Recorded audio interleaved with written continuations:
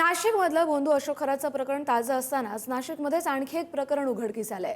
आणखी एक भोंदूवर जादूटोणा विरोधीसह बलात्काराचा गुन्हा दाखल झालाय। महेश गिरी उर्फ महेश काकडे विरोधात लासलगाव पोलिसात गुन्ह्याची नोंद झाली आहे। आरोपी फरार। महेश गिरीचा पोलिसांकडून शोध घेतला जातोय। घरगुती समस्या आणि बाहेरची बाधा झाल्याचं सांगत तो फसवणूक करायचा। व्हॉट्सअपवर अश्लील मेसेज पाठवत दैवी विधीच्या नावाखाली लॉजवर नेत अत्याचार करायचा। पाप नाशिक कुंडात अंघोळ आणि उंबराच्या झाडाला फेऱ्या मारण्याचं सांगत त्यानं भोंदूगिरी केली आहे। गळ्यात रुद्राक्ष असल्यानं देवी शक्तीची धमकी देत अत्याचारही केलेत। अंधश्रद्धा निर्मूलन समितीकडून भोंदू महेश काकडेवर कठोर कारवाईची मागणी करण्यात आली आहे। तर भोंदू महेश काकडेचा निफाड तालुक्यातील धारणगाव खडक इथं प्रति गाणगापूर म्हणून मठ देखील आहे।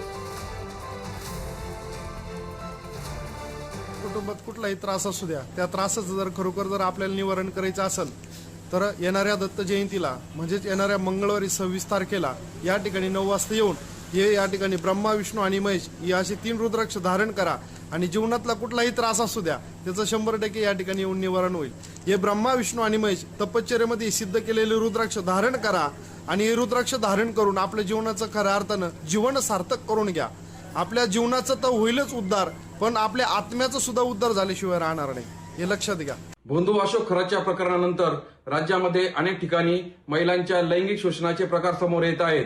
आपल्यावरील झालेल्या अन्यायाविरुद्ध वाचा फोडण्यासाठी महिला मोठ्या हिमतीने पुढे येत आहेत। अशीच एक घटना नाशिक जिल्ह्यातील धारणगाव खडक या ठिकाणी घडलेल्या आहेत। प्रति गाणगापूरच्या मठाचा महेशगिरी काकडे हा भोंदू महाराजच्या विरोधात लासलगाव पोलीस स्टेशनमध्ये आम्ही गुन्हा नोंदवलेला आहे। या भोंदू बाबाने अनेक महिलांचे शोषण केलेले आहेत। त्यामुळे या पीडित महिलांनी या निमित्ताने समोर यावे असे आवाहन महाराष्ट्र अंधश्रद्धा निर्मूलन समिती करत आहेत। या संदर्भात अधिकचे अपडेट घेऊया आपले प्रतिनिधी किरण ताजणे यांच्याकडून। किरण,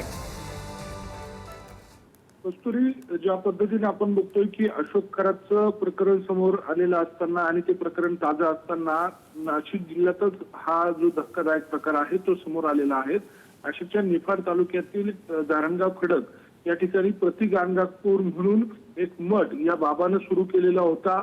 महेश काकडे असं त्याचं नाव होतं आणि त्याच्या विरोधात जादूटोणा विरोधी कायदा आणि त्यासोबतच बलात्काराचा गुन्हा हा लासलगाव पोलीस ठाण्यामध्ये दाखल झालेले आहेत। अनेक महिला त्याच्याकडे यायच्यात, अनेक पुरुष त्याच्याकडे येत असे। घरगुती समस्या त्यासोबतच बाहेरची बाधा सांगितल्याचं त्या ठिकाणी अनेक महिला जात होत्या। विशेष म्हणजे त्या मठामध्ये त्यानं एक पापनाशक कुंड तयार केलेलं होतं आणि त्या ठिकाणी आंघोळ करण्याचे तो पैसे घेत होता। उंबराच्या झाडाला त्या ठिकाणी फेऱ्या मारण्याचे तो पैसे घेत होता। अशा पद्धतीची त्याची जी भोंदूगिरी होती ती सुरू होती। मात्र दुसऱ्या बाजूला अनेक तिथे संकटात सापडलेल्या ज्या महिला होत्या, ज्या आपली हकीकत त्या ठिकाणी काही अडचणी घेऊन त्या ठिकाणी जात होत्या, त्यांचा तो वैयक्तिक नंबर घेत होता, त्यांना अश्लील मेसेज पाठवत होता आणि इतकंच काय तर दैवविधीच्या नावाखाली तो अनेक महिलांना लॉजवर घेऊन गेल्याची तक्रार आता समोर येते। नुकतीच एक महिला याबाबतची समोर आलेली आहे। तिने लासलगाव पोलीस ठाण्यामध्ये गुन्हा दाखल केलेला आहे। सध्याच्या घडीला महेश काकडे जो आरोपी आहे, जो भोंदूगिरी करत होता, त्याचा शोध आता नाशिकच्या ग्रामीण पोलिसांकडून घेतला जातोय। मात्र या सगळ्या पार्श्वभूमीवर स्वतः पीडित महिलांनी समोर येऊन या संपूर्ण प्रकरणामध्ये अनेक महिलांनी पुढे येऊन तक्रार द्यावी असं देखील आवाहन केलेलं आहे। त्यामुळे येत्या काळात त्या महेश काकडेच्या विरोधात आणखी महिला पुढे येऊन तक्रार देण्याची शक्यता आहे। नक्कीच, कारण नाशिकमधलं आणखी एक हे धक्कादायक प्रकरण आहे। तुम्ही आमच्याबरोबर असेच जोडलेले राहा। आणखी एक महत्त्वाची बातमी आहे, त्यावर देखील तुमच्याकडून अपडेट्स हवे। माझ्यासारख्या अनेक महिला, अनेक मुली त्या बाबाच्या जाळ्यात फसल्या आणि मला माहिती आहे खूप मुलींवर हा अत्याचार झाला। आता पण त्या शांत आहे, तर प्लीज प्लीज प्लीज माझ्या सगळ्या मुलींना विनंती आहे, मी जसं आपल्या मागे समिती आहे लासलगाव पोलीस स्टेशन भक्कमपणे उभे, तर प्लीज त्या मुलींनी समोर यावं।